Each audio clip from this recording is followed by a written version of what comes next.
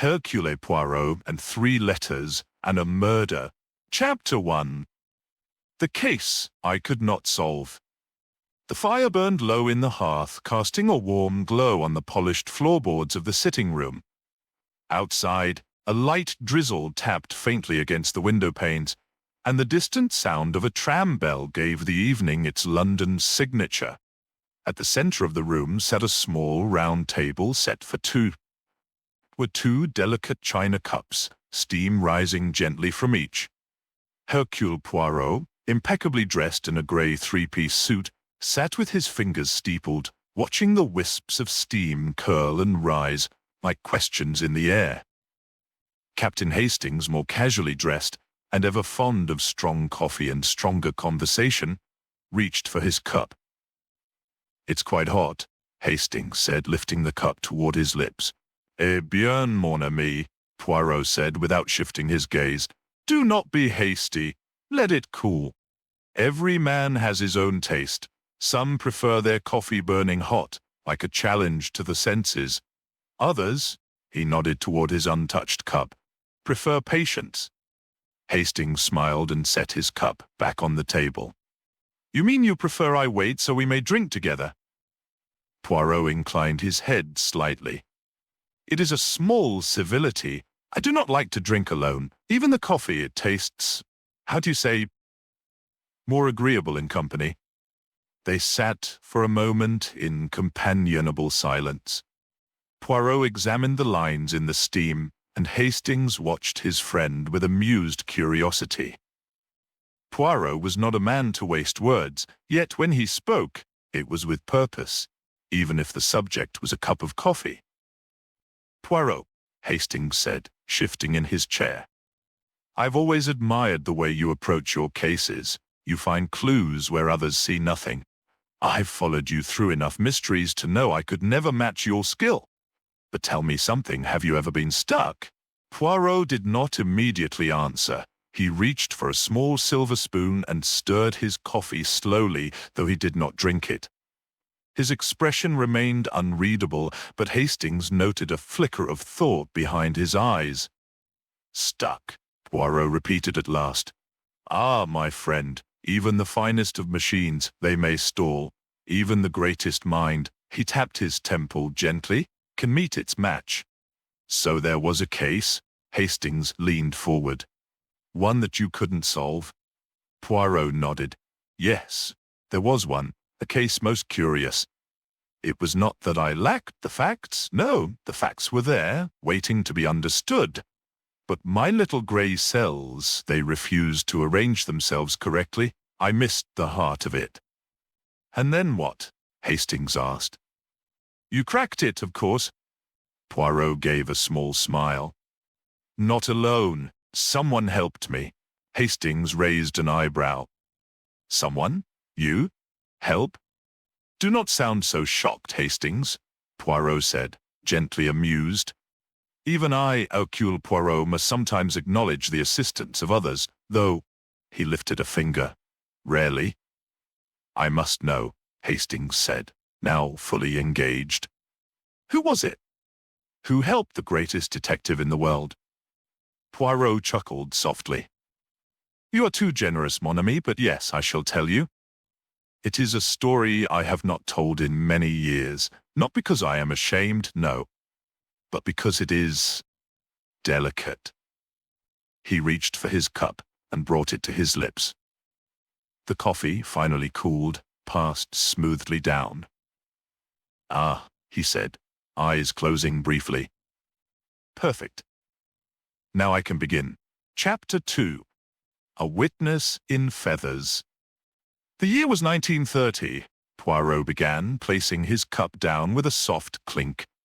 A misty February morning, if my memory serves, the kind of morning where the sky hangs grey and close, and everything feels oddly hushed, as though London itself is holding its breath. Hastings leaned forward in his chair, elbows resting on his knees, thoroughly absorbed. Poirot continued, his fingers lightly tapping the armrest. The woman was named Margaret Cavendish, quite wealthy, recently retired from charitable work and widowed some years prior. She lived in a large, rather magnificent home in Kensington, one of those properties that seemed to belong to another century, stone arches, oil portraits in heavy gold frames, and staircases that creaked with purpose. The inspector on the case, Chief Inspector Barrow, was an honest man, if unimaginative. He telephoned me personally. "Poirot," he said, "I believe you should see this one for yourself." I arrived an hour later. "And what did you find?" Hastings asked. Poirot's gaze was steady. "A locked room mystery without the lock, mon ami." Barrow met me at the door. He was pale. "No forced entry," he said at once. "Nothing stolen, no struggle." He led me to the drawing room. Poirot paused, recalling the moment. "She lay on a Persian rug," he said, "as if someone had gently placed her there, though the knife in her chest told a crueler tale. A long, thin blade, surgical almost. It had been driven straight through the sternum. Death would have been swift, but there were no fingerprints on the weapon, none on the doorknob either." "Gloves?" Hastings asked. Poirot nodded. "Certainly. Whoever committed the crime took great care not to leave a trace. Everything else in the room was untouched. There was no sign of robbery, no broken glass, no moved furniture, no open windows. The maid, Laura, was the one who had found the body. That was at precisely 10 minutes past 8. "And she called the police immediately?" "Yes," she screamed. The house stirred, and within minutes the inspector was called.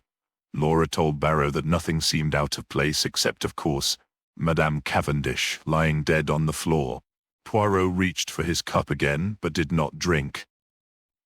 "I asked to see the other members of the household," he said. "There were 3. Annie Cavendish, the victim's younger sister, Laura, the maid, and a young man named Oliver, her nephew. He was staying with her during university break. A quiet boy, thin and pale." "Did anyone hear anything?" Hastings asked. Poirot raised an eyebrow. "Ah, now we come to the delicate part. None claimed to hear a cry, a fall, or even a footstep.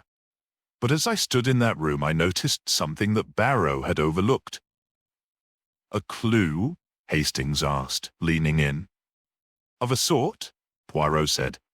"In the far corner of the room, just beside the French windows, there stood a tall brass cage, and inside it, a parrot."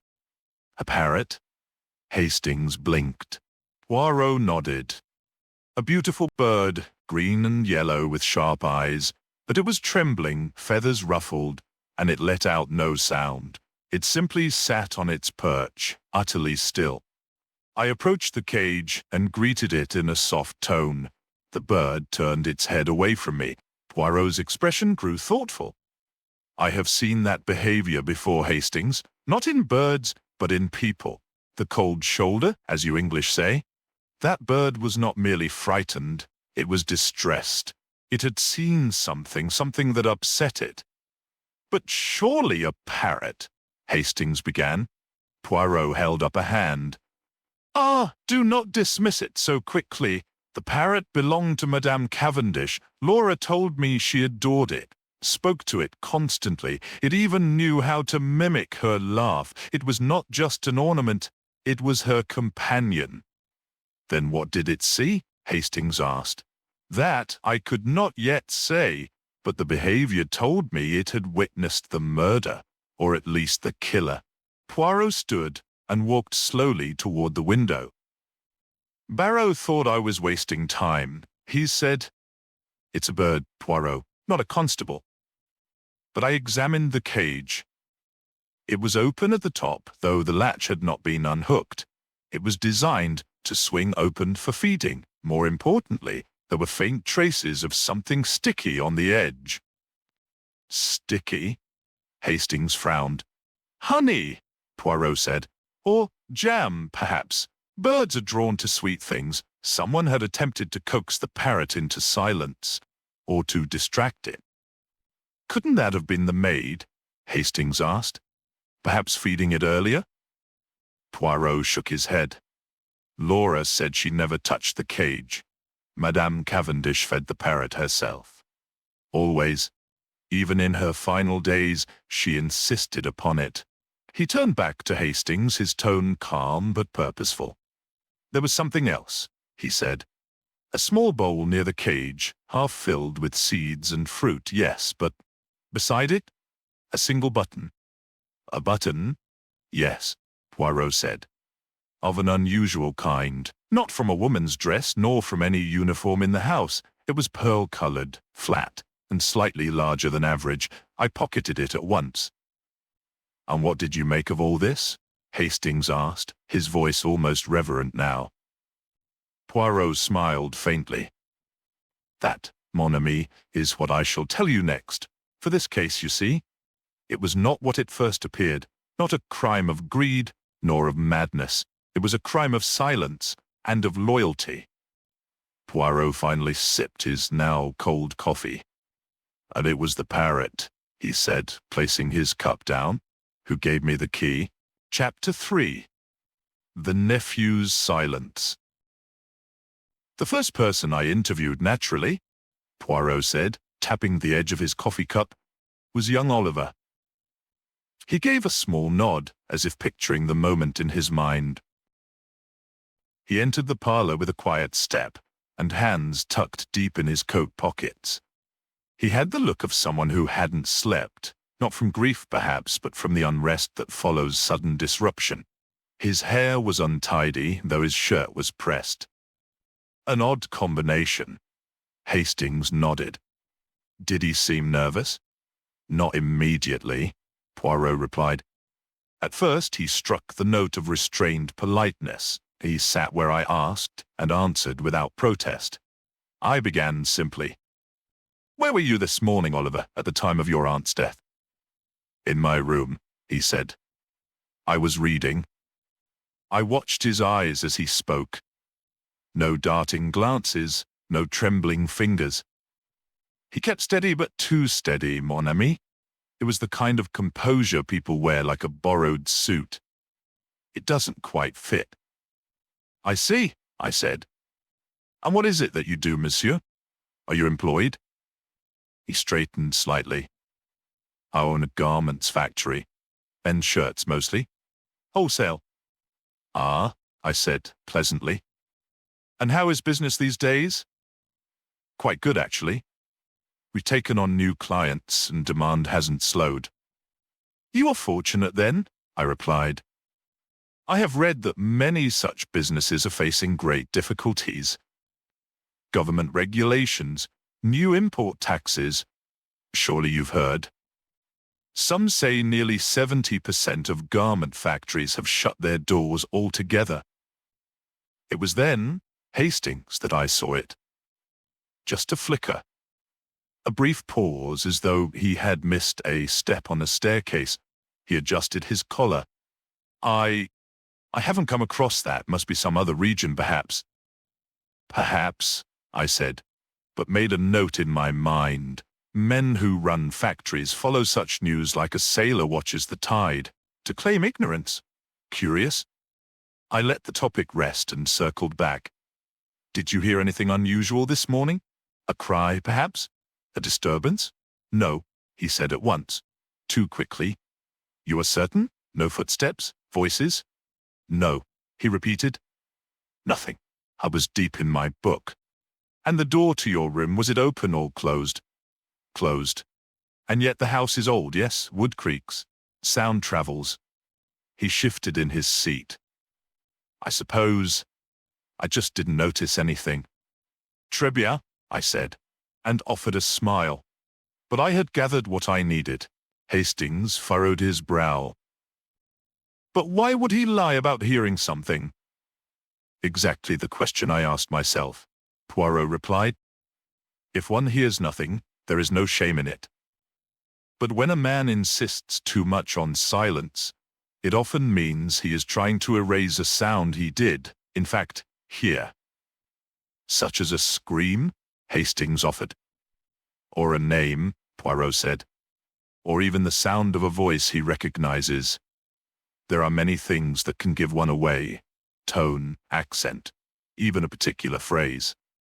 And if he heard the killer speak or the victim cry out the killer's name, then admitting he heard anything at all would demand a fuller explanation. Hastings leaned back, absorbing this. "But the tax question," he said. "You slipped that in deliberately." "Naturally," Poirot replied. "Truth, my friend, is not always in the answer. It is in the reaction. A businessman unaware of crippling industry taxation? I do not believe it. Either he lied about his business, or he lied about how well it is doing." "So then, motive?" Hastings asked. Poirot gave a small nod. "Possibly. Financial desperation, hidden debts, these things breed resentment. And Madame Cavendish, she was not a woman known for generosity, at least not toward family." "She didn't support him?" Hastings asked. "She gave him the roof over his head, but little more. I believe she disapproved of his business ambitions. According to Laura, she once said Oliver had no backbone for risk." Hastings chuckled. "That's a bit harsh." "Harsh words can cut as deep as knives," Poirot said. "Do not forget it." He paused, and then added thoughtfully, "And yet something about Oliver did not strike me as dangerous. He was evasive, yes, but not malicious. He may be hiding something, but perhaps not the murder." Hastings looked surprised. "Then why lie?" Poirot raised a finger. But there is more than one kind of lie. Some are meant to protect, others to distract, and some are simply a matter of pride. We do not yet know which kind his is." There was a moment's silence between them, filled only by the soft ticking of the clock above Poirot's mantelpiece. Then Hastings spoke again. "What did you do next?" Poirot folded his hands. "Next, I asked for the sister." "Annie?" "Oui, but we shall speak of her in the next chapter, mon ami, for her story was even stranger." Chapter 4. Echoes of a Scream. Poirot leaned back in his chair, eyes fixed on the ceiling as though retracing the precise movements of that long-past day. "After Oliver," he said quietly, "I called in the sister, Annie Cavendish." He looked at Hastings with a thoughtful expression. A quiet woman, modest in dress, grey hair pinned tightly back, hands that trembled slightly when folded in her lap. Her eyes, however, were not weak. They were sharp, despite the grief that clung to her features. She sat in the drawing room across from me without protest. No dramatics, just silence, like someone used to listening more than speaking. "You are Madame Cavendish's sister?" I asked. "Yes, my name is Annie. I've lived with Margaret for 20 years, she said. "And this morning?" I prompted gently. "What did you hear? What did you see?" She looked down at her hands. "We had dinner together as usual, around 7. Nothing unusual was said. Afterward I retired to the sitting room. Margaret went upstairs. Not 10 minutes later, I heard her scream. And then I called for Laura, our maid. I asked her to go check. She returned within moments and said my sister was dead. I told her to call the police immediately." Poirot paused his recollection and turned slightly toward Hastings. Her voice did not shake as she said this. There were no tears, only a kind of dazed formality. "Strange," Hastings remarked. "You'd expect someone to be more emotional after their sister's murder." "Indeed," Poirot said, "but not all people show grief the same way. It is not her calm that troubled me, it was her timing." "How do you mean?" Poirot lifted his index finger. "She claimed the scream came 10 minutes after dinner. But Laura, when I questioned her, gave a slightly different estimate. To her, it was only 5. He rose from his chair and paced once across the rug. "I called for Laura next. She arrived promptly, still in her apron, hands clasped in front of her. A plain girl, young, serious, and respectful. She had the kind of expression that suggested she wasn't often invited into conversations. I gave her space. "Laura," I began, "you were the first to discover Madame Cavendish's body?" "Yes, sir. After dinner, I heard a terrible scream. Miss Annie called for me and told me to go look, so I did. I went upstairs to the mistress's room. And what did you see? I saw her lying there and on the carpet. I didn't go any closer. I just ran back and told Miss Annie, and then I called the police." "You said you heard a scream. How long after dinner did that occur?" "Oh, not long. 5 minutes or so." Poirot glanced at Hastings now. "You see it, don't you?" Hastings frowned. "A discrepancy in time?" "Exactly. 5 minutes from one, 10 from the other. Not a dramatic difference, but in a murder, every minute is important." Poirot returned to his seat, hands folded once more.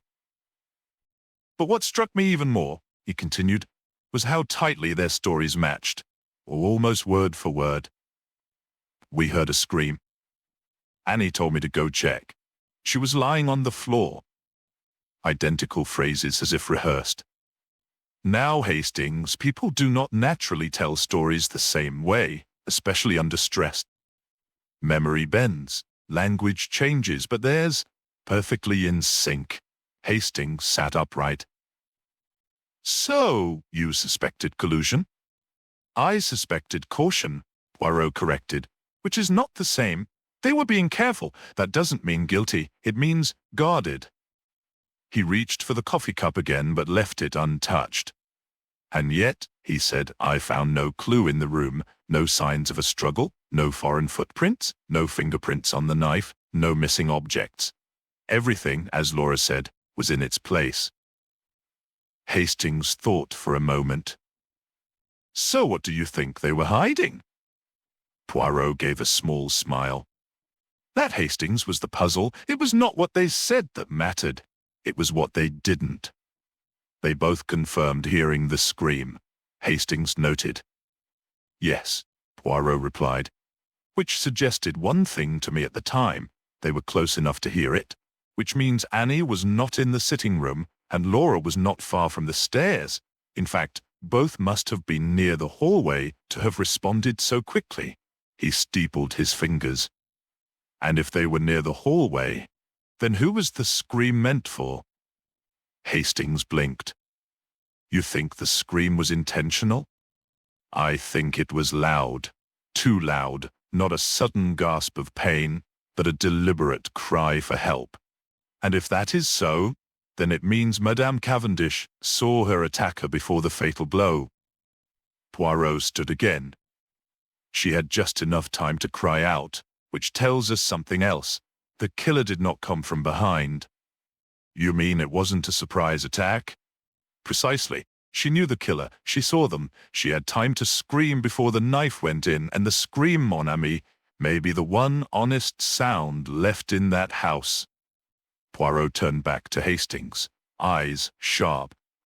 "I had no physical clue, no fingerprint, no scrap of clothing, but I had suspicion. And I had a parrot who would not look me in the eye." Chapter 5. The Empty Box. Poirot folded his hands and looked squarely at Hastings. "Sometimes, mon ami," he said softly, "it is not what you find that tells the story. It is why you were meant to find it at all."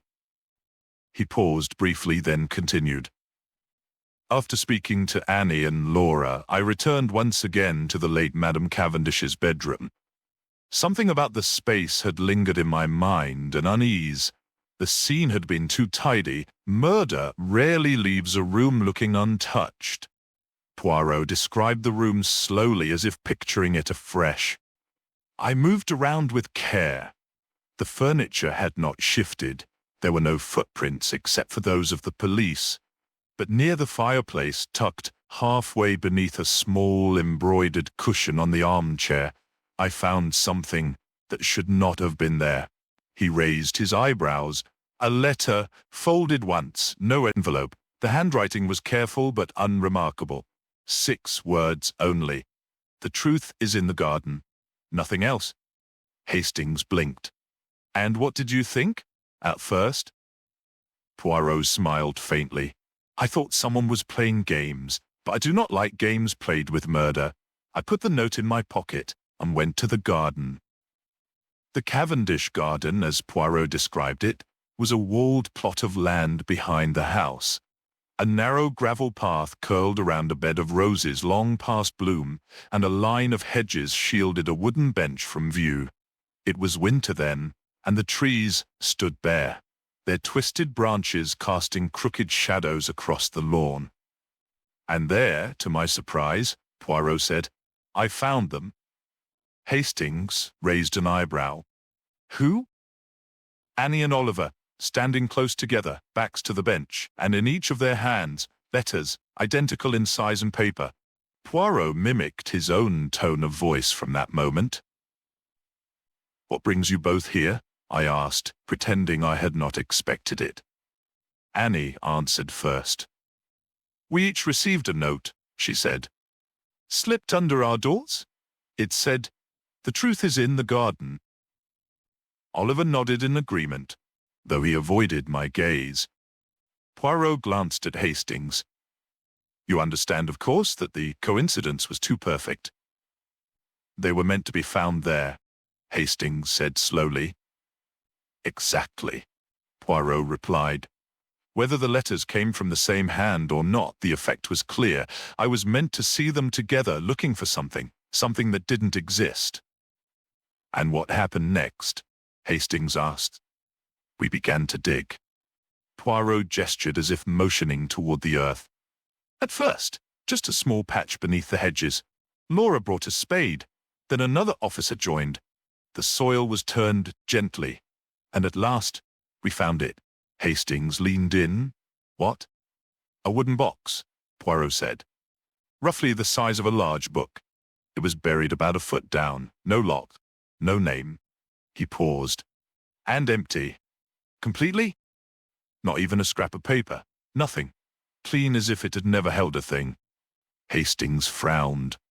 So someone wanted you to waste time? Poirot nodded. Yes, and more than that. They wanted to create the illusion of pursuit, of progress. You see, Hastings, when a case moves in circles, the observer believes something is happening, but a good detective must ask who benefits from this motion. He rose and walked toward the fireplace, his steps measured. The garden was the perfect setting for misdirection. Wide, open, surrounded by walls, easy to stage a scene. The notes, too theatrical, too conveniently placed. Whoever planted them knew they would be found and that the result would pull attention away from the house. Hastings asked, Then the box. Was it always empty? Poirot turned. That I do not know, but I believe its emptiness was the message. It was meant to frustrate, to give just enough to keep us occupied, while something else went unnoticed. He paused, eyes narrowing slightly. And that, mon ami, is what I began to consider very carefully. If the garden was not the source of truth, then where was it? He returned to his seat, lifting his coffee at last, and taking a slow sip. You see, he said calmly, murderers are clever in different ways. Some use force, others use silence.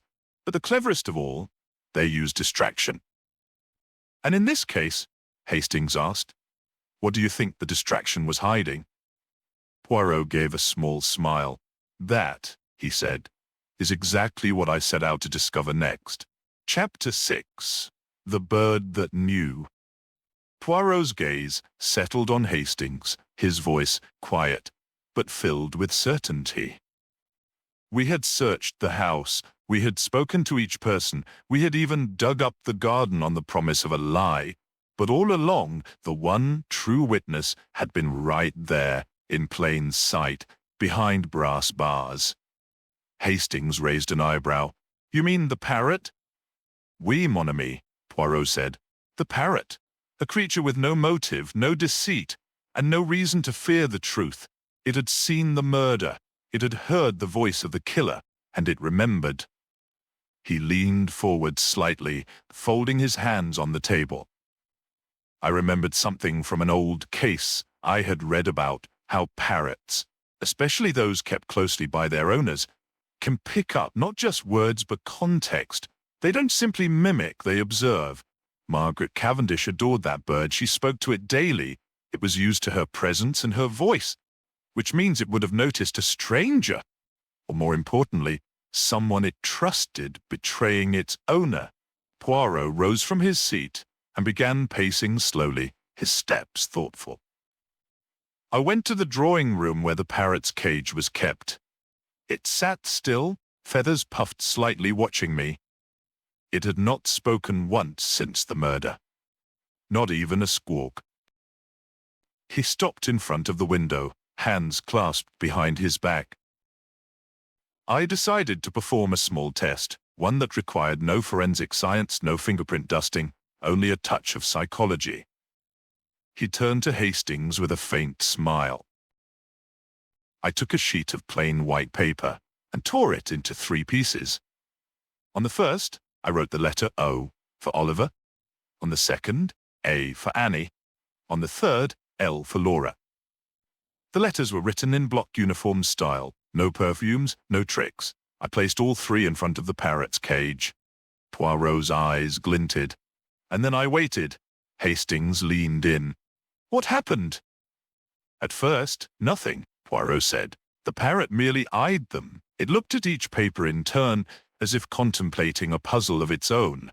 Then, after perhaps 20 seconds, it leaned forward, and without hesitation, picked up the piece marked O in its beak. Hastings sat back. It chose Oliver. Precisely, not once, not twice, but 3 times I repeated the test. I shuffled the order, reversed the sequence, even changed the handwriting on the second trial, and yet O, always O. Remarkable, Hastings said. Not conclusive on its own, of course, Poirot admitted. But to me it confirmed what I already suspected. He turned back toward the fireplace. The manner of the murder had always troubled me. It was not a haphazard crime of passion. The knife had been driven into Margaret Cavendish's chest with accuracy, precision, enough to pierce bone and strike the heart directly. That requires strength and control. Annie, though sincere, was frail. Laura, though young, had no history of violence. But Oliver, Poirot paused. He was desperate. His business, as I had guessed, was failing. He had borrowed heavily under his aunt's name, and when she refused to bail him out, when she threatened to revoke the inheritance, he saw only one path forward. And the parrot saw him, Hastings said. Poirot nodded, and heard him. Perhaps the bird even tried to mimic what it heard that night, a shout, a name, a plea, but no one paid attention, except me. What did you do then? Hastings asked. I went to Oliver directly, Poirot said, his tone tightening. He was in the study, pretending to read. I asked Annie and Laura to join us. He recalled the moment clearly. I have made progress, I told them. And I must now speak plainly. The parrot in the drawing room witnessed the murder, and just now in 3 separate tests it identified Oliver as the one it remembers most from that moment. Oliver's face changed, not dramatically, but enough. The eyes darted once toward the door. His hand twitched. That's ridiculous, he said. It's a bird. Exactly, I replied. A bird who cannot lie, a bird who spent every day with your aunt. And when she screamed, when you silenced her, it saw you. And now it has named you. He began to speak again, but I raised a hand. I already had my doubts. The force of the attack ruled out Annie and Laura. The forged letters sent to the garden were nothing but a smokescreen to draw attention elsewhere. Your silence during questioning, your staged ignorance of industry news, it all pointed in one direction. Oliver rose to his feet. You have no proof. Perhaps not yet, I said. But I suspect a financial paper trail. Debts, loans in your aunt's name. We shall find them. And in the meantime, I am confident the police will consider the parrot's testimony alongside the other inconsistencies in your story?" Hastings gave a low whistle. "Did he confess?" "Not at that moment," Poirot said. But the collapse came quickly. The police found forged documents in his room. Chapter 7. A confession and a feathered witness. The room was silent. Oliver sat with his head bowed, hands clasped tightly in front of him, as if bracing against a storm that had already passed. The weight of Poirot's words, the evidence, the quiet but damning presence of the parrot, it had all come crashing down. Finally he spoke. "I was asking her for money," he said, voice low. "She refused. Said she'd already done enough for me, that I had no business sense and didn't deserve another chance. He stopped, swallowed hard, and continued. "I lost my temper. I didn't plan it. I snapped. The knife was already in the drawer. I didn't even think. I just wanted her to stop talking. I needed that money. The factory, my factory, was all I had left." Poirot said nothing. He simply nodded once and stepped back as the inspector, who had been quietly waiting in the hallway, entered with 2 constables. "Mr. Oliver Cavendish," the inspector said formally, "you are under arrest for the murder of Margaret Cavendish." Oliver stood, but there was no resistance. His shoulders had slumped. His earlier defiance vanished. As he was led away, he cast one last glance at the drawing room. The parrot, still in its cage, tilted its head and blinked slowly, unbothered by the human drama unfolding around it. Poirot and Hastings remained in the hallway, the house now eerily quiet once more. Poirot turned to his friend with a small, satisfied smile. "You see, Hastings," he said, "in the end, it was not fingerprints or bloodstains or a forgotten glove that revealed the truth. It was a parrot." Hastings raised an eyebrow. "You mean to tell me all your little grey cells and years of experience were beaten by a bird?" Poirot gave a soft chuckle. "Let us not be unkind to the little grey cells. They merely required a prompt." They stepped into the drawing room together, where the cage still sat by the window. The parrot remained calm, now preening one wing, entirely at peace. "No one else could make Oliver speak," Poirot continued. "But this creature, without uttering a single word, revealed what none of us could prove. In a way, it reminded me that truth is not always loud, mon ami. Sometimes it is quiet, feathered, and watching from a corner." Hastings looked at the bird with new respect. "Well," he said finally, "I suppose we should be glad the parrot didn't decide to become a detective." Poirot smiled. "Indeed, the competition would be formidable." Epilogue. The Quiet Corner. A week had passed since Oliver Cavendish's confession. The newspapers had run their columns. Nephew kills heiress in Kensington. Detective Poirot solves case with help of parrot. And then, as always, the world moved on. But within the high-ceilinged walls of the Cavendish house, silence lingered. Poirot returned once more, not to investigate, but to tie off a personal thread. The housekeeper, now overseeing arrangements to sell the property, greeted him at the door and led him quietly to the drawing room. The cage remained by the window, untouched. The parrot sat perched near the swing, feathers fluffed, its gaze slow and watchful. It made no sound. Poirot approached gently, taking a small paper bag from his coat pocket. Inside were a few cubes of dried mango, a favorite, according to Laura. He placed one carefully on the edge of the cage and waited. After a moment, the bird hopped forward and took it in its beak. "You did well, mon petit ami," Poirot murmured. "So few words. Yet you spoke volumes." He stood there for a while, hands behind his back, eyes wandering the quiet room. The rug had been cleaned, the furniture dusted. Yet traces of the past remained, the stillness, the questions left unspoken. Behind him, Hastings entered. "Are you really going to leave the bird here?" he asked. Poirot turned. No, I have made arrangements. It will be taken to an aviary in Surrey, a sanctuary for such creatures. There it will live in peace, among others of its kind, free from the weight of what it saw." Hastings nodded. "Fitting, I suppose?" They stood in silence for a few moments, watching the parrot preen its wing. "You know," Hastings said at last, "when we arrived here, I thought it would be a typical case. Greed, resentment, family squabbles. But I didn't expect the answer to come from something with feathers." Poirot smiled faintly. "Nor did I. But the truth, Hastings, it does not care for status. It does not wear fine shoes or sign confession letters. Sometimes it watches quietly from the corner of the room, waiting for someone to notice."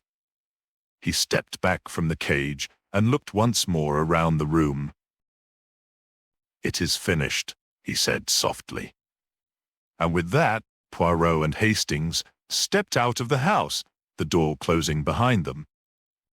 The wind whispered through the empty garden, and in the drawing room, the parrot gave a single, sharp whistle, as if in farewell.